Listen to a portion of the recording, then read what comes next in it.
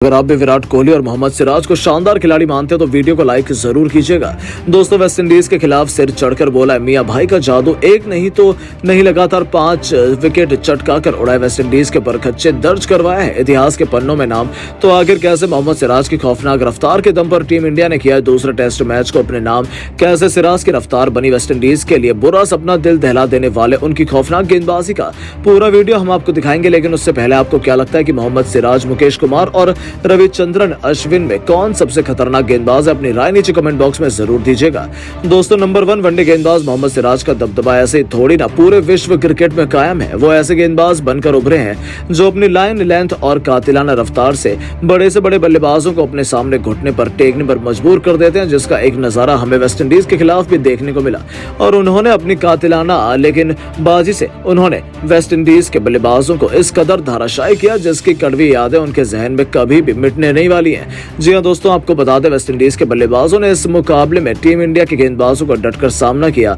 भारतीय टीम को विकेट चटकाने के लिए एड़ी चोटी का जोर लगाना पड़ गया। इसका अंदाजा आप इसी से लगा सकते हैं कि मोहम्मद सिराज को अपना विकेट लेने से पहले कुल 15 ओवर गेंदबाजी करनी पड़ी थी, यानी कि इस खिलाड़ी ने लगभग 90 गेंदों तक कोई भी विकेट हासिल नहीं किया। लेकिन फिर एक ऐसा लम्हा आया जिसने इन सभी कड़वी यादों को भुलाते हुए भारतीय टीम को कई सुनहरी यादें दी।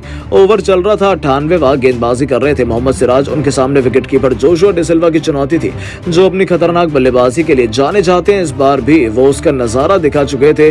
वो अपनी टीम को मजबूत स्थिति में ले जा रहे थे। वेस्टइंडीज 200 रनों के पार थी, लेकिन तभी ओवर की दूसरी गेंद पर मोहम्मद सिराज ने अपने खौफ से बल्लेबाज को दिन में तारे दिखा दिए। जी हां दोस्तों, उन्होंने ऐसी घातक गेंद फेंकी जिसके सामने बल्लेबाज अपना बल्ला भी उठा पाता। उससे पहले ही उनके तीनों विकेट उखड़ चुके थे। आपको बता दें, बल्लेबाज तो अपनी आंखों पर भरोसा करने के लिए ही तैयार नहीं था, लेकिन मोहम्मद सिराज ने अपनी खौफनाक रफ्तार से एक बार फिर से वेस्टइंडीज की कमर तोड़ दी थी। डिसिल्वा के रूप में उन्होंने आधी वेस्टइंडीज टीम को समेट दिया और टीम इंडिया को मजबूत स्थिति में पहुंचाया। लेकिन दोस्तों, वेस्टइंडीज को इसकी जरा भी भनक नहीं थी कि चौथे दिन बल्लेबाजी में जब वो आएंगे तब मोहम्मद सिराज इतिहास के पन्नों में उनका नाम दर्ज करवाने के लिए भूखे शेर की तरह तैयार बैठे हैं। जी हां दोस्तों, तीसरे दिन एथॉन्जे के साथ जेसन होल्डर की जोड़ी मैदान में उतरी थी। पहले ही ओवर में कप्तान रोहित ने गेंदबाजी का जिम्मा अपने सबसे भरोसेमंद तेज गेंदबाज मोहम्मद सिराज को सौंप दिया और इस खिलाड़ी ने रोहित को निराश किया। तो वहीं अपने पहले 3 गेंदों पर एथॉन्जे को छक्का आने के बाद चौथी गेंद पर मोहम्मद सिराज ने इस बल्लेबाज को चारों खाने चित करते हुए उनके तीनों विकेट उखाड़ फेंके। ये बल्लेबाज कुछ समझ पाता उससे पहले ही वो पवेलियन का रास्ता नाप चुका था। लेकिन ये तो खौफ का मंजर की शुरुआत मात्र थी। उनके मुंह में खून लग चुका था और फिर उन्होंने मुड़कर पीछे देखना जरूरी नहीं समझा। लगातार 2 ओवर मिडन निकालने के बाद जब एक बार फिर उन्हें गेंदबाजी मिली तो इस बार उन्होंने एक ही ओवर में वेस्टइंडीज के 2 बल्लेबाजों को लगातार 2 गेंदों पर धाराशायी किया। तो दोस्तों, उनके नाम जेसन होल्डर और अल्जारी जोसेफ हैं। जहां पहले उन्होंने अपने घातक बाउंसर से जेसन होल्डर को छकाया, बल्लेबाज इसमें पूरी तरह से बीट हो गए और गेंद उनके बल्ले को लगने के बाद हवा में चली गई, जिसका फील्डर ने आसान सा कैच लपक कर इस बल्लेबाज को पवेलियन की राह दिखाई। तो वहीं उनके आउट होने के बाद बल्लेबाजी करने अल्जारी जोसेफ आए तो वहीं उन्होंने मैदान में नजरें जमाने का भी मौका उनको नहीं दिया। जी हां दोस्तों, 145 किलोमीटर की रफ्तार से उन्होंने सीधा बल्लेबाज के पैड पर गेंद मारी, जिसका जवाब बल्लेबाज तो क्या एम्पायर के पास भी नहीं था।